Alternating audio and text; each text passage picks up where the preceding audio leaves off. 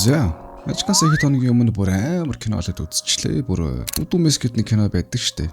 Тэр шиг мангар хөвсгөр нэг тийм бүдүүн ихч байж байгаад нэг хүн зүйлээс болоод амьдралаа огцом өөрчлөлтийг хийдэг нэг тийм гайхалтай кино байдаг штэ. Яг тэрнтэй адилхан нэгэн хятадын киног олж үзлээ л дээ. Нэр нь бол YOLO буюу You Only Live Once гэсэн утга бүхий нэг тийм трансформашн кино байгаа заяа. За тэгэхээр шууд кинонд оръё. Тэгээд энэ киног үзээд ямар нэгэн байдлаар мотивашн авч чадна гэдэгт итгэлтэй байна. За тэгэхээр нэгэн эмэгтэй өдөржин орон дээрээ хурхраал, зав гараад идэлээ, завсар гаруул унгаал оршиж байж гин л дээ. Тэгсэн нэг өдөр ээж дүү болон нэгэн сурвалжлагч эмэгтэй 3 хүнийг ажиглаад хэрвээ сурвалжлагчийн санал болгож буй ТV шоуд оролцох юм бол түүнд маш давгүй цалинтай ажил олох байх гэж ярилцаж гинэ. Тэгсэн нэгэн сонирхолтой фактыг сурвалжлагч хүүхэн хэлдэг нь тэдний охин шиг өндөр жинтэй бараг алхаж чаддаггүй нэгэн хүнд эдний ТV-ийн зүгээс нэгэн ажил олж өгч л дээ. Тэгсэн тэр нь парк дээр зүгээр зураг авахлдаг ажил. Тэгээд энэ харагдаж байгаа шиг нэг иймэрхүү байдалтай. Ээж дүү хоёр нь заавас арайчтай гэж бодсон ч юудаа жохно нэг оролдуулахар болно. За энэ бол манай гол дүрийн бүсгүй. Тэгээд их сургуулаа төгсөөд 10 гаруй жил ажил хийхгүй ээжийнхээ хажууд гівцсэн юм байна лээ л дээ. Яг ихэндээ гайгүй зураг авалтанд явж байсан ч гэсэн манай лүүдийн ихч жоохон хэцүү болоод тэндээс гараад явцдаг. Бүх юмдаа л найз руугаа залхаал би ч юм руу локейшн явуулчих. Тэгээд тэнд хүрээд ирээрээ гэснийхээ араас нь газар дээрх ганц найз руугаа мөн адил зүйлийг хэлдэг. Тэгсэн нөхөр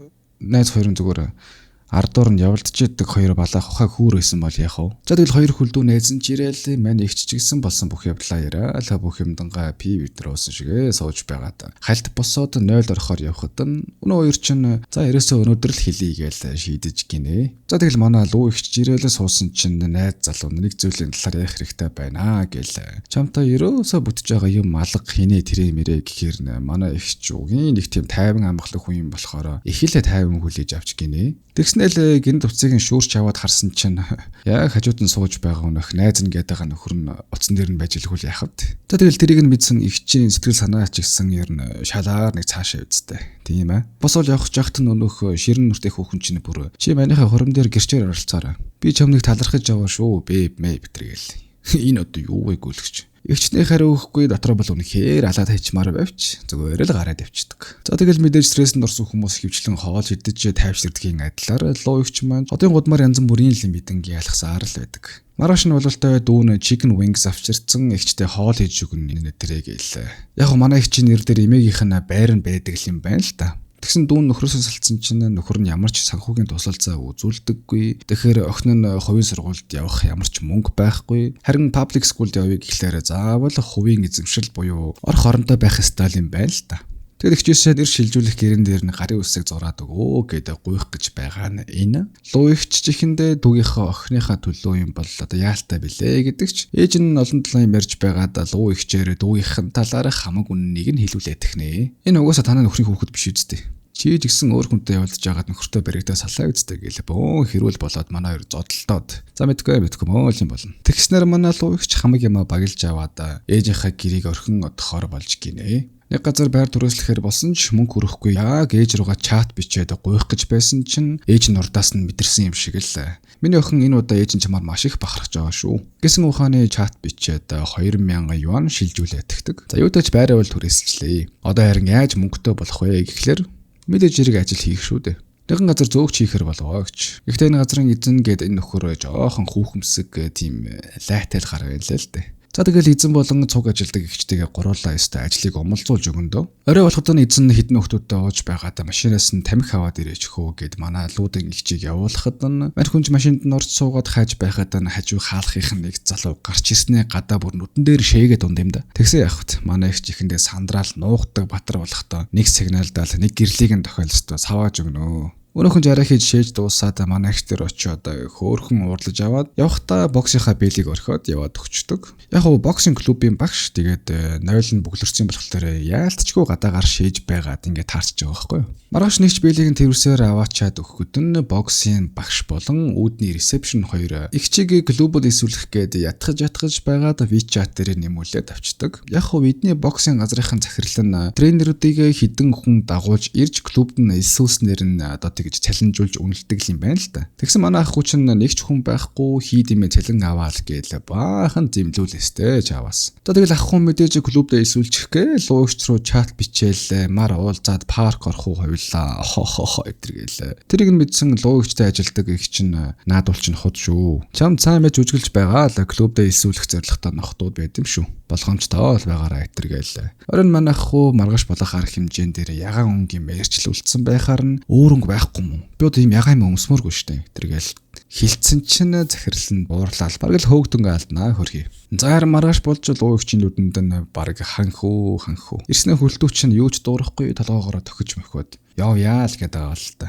Тэгэд юу ч дуурахгүй явсаар байгаад өнөөх боксын арга хэмжээнд дээр давуулаад ирчихнэ. Игч ч гэсэн ер нь тэрийг нь мэдрээд та membership-с болоод намайг авчирсан юм уу гэхт нь өнөөх нь ааха гэл. Гэхдээ энэ ах бол membership зарах гэж биш зүгээр л боксд чин сэтгэлээсээ хайртай юм болохоор л ер нь бол боксоор хичээлэх гэж л энэ чинь ажиллаж байгаа. Хүн заавал өөрийн гэсэн явган мөрөөдөлтөй байх хэрэгтэй. Тэргээл сүртэй имэрж байгаад юутаж их чиг манай бэлтгэлдээ явуулахаар болчихноо. За тэгэл бэлтгэл нь эхэлнэ. Мэдээж манай их яахав дээ ахад баг ахнасаа л сайн болцсон болохоор ахыг юу ч хийсэн муухагаар хизээж бодохгүй. Харин ах бол зүгээр л шок цөхөж байгаа юм шиг л игчдэр бүр чихнээсээ бүр бэлтгэлээ хийгээд байвал яахав бүр. Зарим үед нь бүр яг алах нэ. Ядчихт нь өнөөх ресепшн бүсгүй ахыг крашлтын болохоор эзэнгүй үед нь бэлэнд нь хайрын захиа үлдээсэн чинь ах тэрийг нь шалгахгүй луу игчд бэлийг өгөнгүүт нь өнөөх нь яах вэ? Уншаад өөртөө зориулж өгсөн байна гэж бодоод одоо буруу сигнал чаажилгүй яах вэ? Нэг өдөр клубын шоу матчрах уу нэг тийм тренеруудын хоорондоо үзэлцдэг матч дээр манай ах бүр ил давуу чааж байхад нь өнөөх эзэн нь улаан цайн зодуулж байсныг нь ялгчаар нь өргөмжилч тийм да. Ягаад вэ гэхээр мэдээж нөгөө талын хүн нь маш олон эмэгтэйчүүдийг клубдээ илсүүлж чадсан нэг тийм хүүгэмсэг гар байдیں۔ Оройн ах их хоёр ихчийн ажиллах газар нуугаал идэл сууж байхдаа ах хүү бол ихэндээ зүгээр дээ байдаг л зүйл гээл өөрийгөө дардагч. Яг согтоод ирэхдээ тэр мө гүлгийг би идэж ууж байхад өстой шодрогоо саана өснө тэргээл баахан ууж гарна да. Тэгэл их чингэрт нь очивол ах уу ихчийг маань дараад авах нь тэрэ. Өглөө нэгч төрүүлээд сэрээд нүүр амаа амар буцсан буцаад хөвтживтэл. Эвгүй. За ингээл манай хоёр арай дотносоод бараг л ихтер нөхөр шиг зүгтээ амьдрал уннаа. Игч бүрөө цалингаа урдчилж аваад хоол хийж өгч мөгөөл. Өмнөөс нь зурцлагааны хуудсыг нь дараах ажлыг нь хийж өгч мөгөөл. Тамхи татхуун бийж түүнийхээ төлөө тамхилж үзэж мүзээл. Тэ хөрх юм их л араас нь гүйнэ. Тэгсэн нэг өдөр манай залуу маань нэлээд том чухал тоглолтынхаа өмнө нэг ах хуутай дийл хийцэн сууж үйдیں۔ Тэгсэн тэр нь мэдээж дэвжэнээр гараад өрсөлдөгчдөө буюу энэ хөвшин ахын хүүд нь нокорж өгөх байдаг. Ах хуу ч насны явцсан энэ бараг сүүлжийн тэмцээн болохоор нокорж өгөөд авсан мөнгөөрөө хэсэгтээ амь зуучих гэж бодоод зөвшөөрсөн сууж байгаа нь аахгүй юу. Гэхдээ манай луугч болохоор мөрөөдлөө ийм амархан хайчих байсан юм уу гэж хэлсэн чинь өнөөх нь бөөн ууруулаад ихчийг чи ер нь юу юм? Хийн чи тэргээл муу бүдүүн авгаа ухааны юм хилээд гомдоогоод хөөгөөд явуулж илгүй л яах вэ. Тэгсэн яах вэ? Манай ах хуу дивжинээр гараад их л томрол. 4 дахь раунд хүртэл явна нэтэргээл чаажсна. Цаг дөнгөж эхэлвүүгүй юу шууд нокротох нөө. Угаасаа л барахгүйсэн юм бэл. Хөөр хийж аваас. Мэдээж аав нь юу гэж мөнгө өгөх вэ? Харин луугч их л гутарсан буцаад ажил дээр ирсэн чинь өнөө хөөхөмсөг дарга нь бас гостуу тэгээд өдөөд болохгүй байхаар нь ганц сайхан аашаад өгсөн чинь бүр цагдаа дээр дуудагдаад заяа. Тэгсэн өнөөх ТV шоу хийгээд байдаг дүүн ирээд авахтаа баахан синхруулж байгаад луу нэг өнөөх шоунд оруулахар болчихноо. Гэтэ сайн даач биш. Манай анаа зүгээр амьдралыг нь хараад жоохон өрөвдөөл тэр шоунд нь ороод дүүтэй тусалчий гэсэн гүднээс л зөвшөөрсөн байхгүй юу? Гэхдээ манай их чинь ярианы скил нэг тийм амар сайн биш учраас тайзан дээр гараад юу ярихаа мэдэхгүй байна. Гэхдээ дүүнээ чихэн дээр нь чихвчээр дамжуулаад хэлээд өгөө гэж зөвшөөрсөн юм байлээ. Тэгэл манай их ч хөөрхөн хувцс өмсцэн тайзан дээр гарч яг л хэлсэн болгоныг нь хэлээлээдэг. Тэгсэн яах вэ өнөөхөө дүүнгээдсэн хүүхэн чинь бүр шаал худлаа юм яриулаад дунд юм да. Нөгөө боксинг клубт зөвхөн багштайгаас сэтгэнэх гэж явж байгаа этэр. Гэснэ киноны ихэнд ээжтэй нөгөө цуг ярилцлага аваад байсан да. Тэр бичлэгээ монтажлаад ээж рүүгээ орилоод муухай үг хэлж байгаа мэт харуулаад тахалгүй л яах вэ? За тэгэлэгч маань толгойн эргээд газар дээр явнаад өгнөө хөрхий. Тэгсэн хамгийн амар нь тэр муу дүүн гэдээсэн зөвөн хүүхэн чинь бүр анханасаа л энэ нэвтрүүлэгтэй л оруулах гэж наад бүдүүнтэй чинь ойрцсон. Наадхаа ойросон сайн ам өтргээл муулаад байхыг нь манай ихч камерамен түүн рүү ойртох үеэр нь чихвчнээс нь сонсцсон л байлгүй яах вэ? Тэгтээ энэс бүр хамгийн гонхтой заяа. Бүр ганц итгэж найдаж байсан хүн нь ар нороноос нь хутга шааж хараад яах юм бэ тийм зү. За тэгэл хэсэг ямарч яваад игч маань нэг л өдөр өнөөх клуб дээр очиод би тэмцээн ормоор байна гэж хэлдэг. Турах гэсэн зорилго биш, түүний чин хүсэл бол нэг л удаа ялах байдаг. За ингээл манай их чинь трансформашн эхэлж байгаа юм да. Өглөө, өдөр, орой, шүн өстө завсар гарвал тасалаа хийгээл өстө боксоор хичээллээ. Мэдээж хэрэг боксing матчд орно гэдэг бол тодорхой хэмжээний жинд хүрсэн байх ёстой. Гिच маань тэгээд жиндээ орохын тулд өстө өдөр шөнөгөө тулдлаа хичээнэ. Тэгсэн нэг сайхан нартай жилхэр өдөр анаг бэлтгэлээ хийж байхад нь өнөх клубын эзэн нэг тэмцээн дээр тамирчин оролцох боломжгүй болсон болохоор оронд нь ганц раунд ч болов гаргая гэдэг ихчийг сайн бэлдээрэй л гэж хэлнэ. Тэр угаасаа л зорилго нь ер нь анханасаа биелээд эхэлж байгаа болохоор игч маань өстө бөөн баяр болоод улам хичээлгүй л яах вэ? Тэгсний өдөр манай луу ихч ээж хаа дэлгүүр дээр буусан бараагаа хүлээж аваа л байжсэн чинь нэг л таньдаг хүн харагдаад болдоггүй. Манай ах хүү харин өнөөхөө хаг яалгуулдаг матчаас хойш хог дээр гараад нэг иймэрхүү хар ажил хийдэг болцсон юм байна лээ л дээ. Тэгэл яах вэ? Луу ихчийг хараад шууд бантаа зүхтааж байгаа байхгүй юу? Харин манай ихч чинь гартаа дүүрэн параатай мөртөө л ахын урд нь гараад гүүгээд байгаа байхгүй юу? За тэгэл манай хоёр хальт уулзахдаа ихч удахгүй тэмцээнд орох гэж байгаа талаараа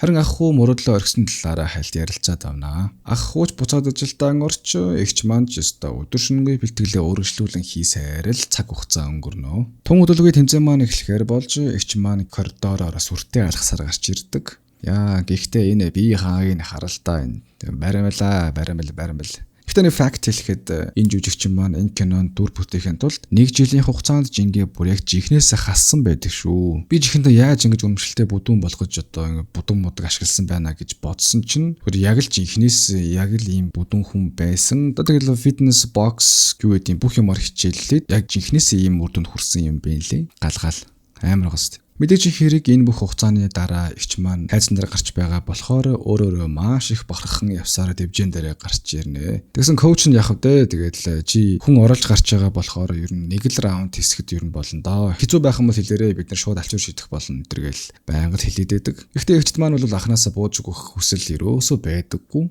За тэгэл мэдээж анхныхын тэмцээн нь тэгээд урд нь хүнтэй гар зурулж үзээгүй тэгээд шууд про тамирчинтай үзэн гэдэг бол мэдээж аюул л да аюул. Эхний раундын хонх дууртал хэд хэдэн удаа нохронгоо алдаад уснаа. Коуч нь бол одоо болно гэдэг чи луу ихч бол зүгээрээ би чаднаа гэсээр дараагийн үедээ орсоор л байдаг. Өөр хэмээн нэлээд хэдэн удаа хүн цохилтууд авчи бараг л онгоо алдсан ш эзэн эцэст боссоор л байдаг. Ямар агуу will power вэ те энэ одоо. Тулаан сүүл хажуулах үеэр нэг гайхалтай боломжийг хараад left hook хийгээд эсрэг тамирчныхаа унгаачлаа даа гээл. Бич тэр игчиж тэр баярын үлэмс хасгаруулах гэтэл өнөөх нь буцаж сунж орж ирээд игчийн өрөөрөө сүүлийн хүн цохилтыг хийснээр игч маань газар руу пэдгээд л унаад өгч байгаа юм да. Уг нь бол игчийн маань left hook буюу 100 гарын цохилт нь бас чанга байхгүй юу. Тэгэл ялчлаа гэсэн чинь яг та унаад өгч байгаа. Энэ хоорондоо буюу одоо blackout хийсэн байгаа үедээ түүн тохиолцсон хүндхэн мөчүүдэд дурсан нь эхэнд игчтэйгээ муудалцах үеэрээ хөрх хэмээн гарын үсгээ стил зурж өгөөд X нөхөр найз хоёрынхаа хурман дээр нь бүр гэрчээ хийж өгсөн юм бэ л шүү дээ бүр.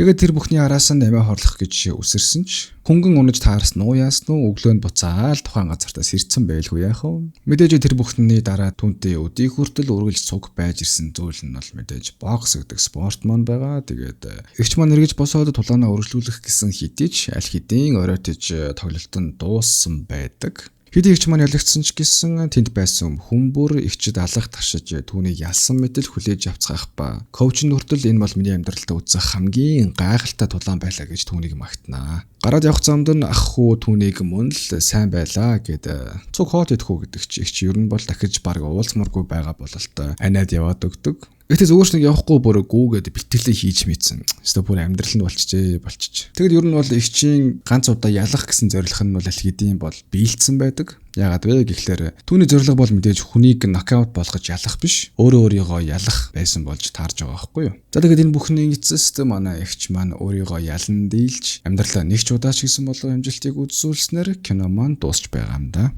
За тэгээд түрүүн хэлсэнчлэн энэ игч маань бол жинхэнэ амьдрал дээр ингэж жингээ хасаж чадсан тийм хүн байгаа. Хэрвээ та хэд байсан бол нөхрийг чинь араар нь тавиад авч суугаад байсан хүннийхээ хурим дээр нь очиж гэрч хийгээд бүр телевизээр орон даяар шившгээд дэлгэчүүл яах байсан бэ? Тэ? За тэгээд синкийн зүгээс нь яах вэ? Зүгээр амьдралд нь маш хэцүү зүйл тохиолдоод яахаа мэдгүй хэцүү байдалтай байгаа хүмүүстээ жижигхэн ч гэсэн урам зориг өгөх зорилгоор энэ киногоо хийлээ. Тэгээд би ч гэсэн ер нь эдээсээ илүү урам зориг аваад буцаага тийм актив болъё гэсэн сэтлээ аваад жожгоон ч гэсэн хичээж эхэлж байгаа.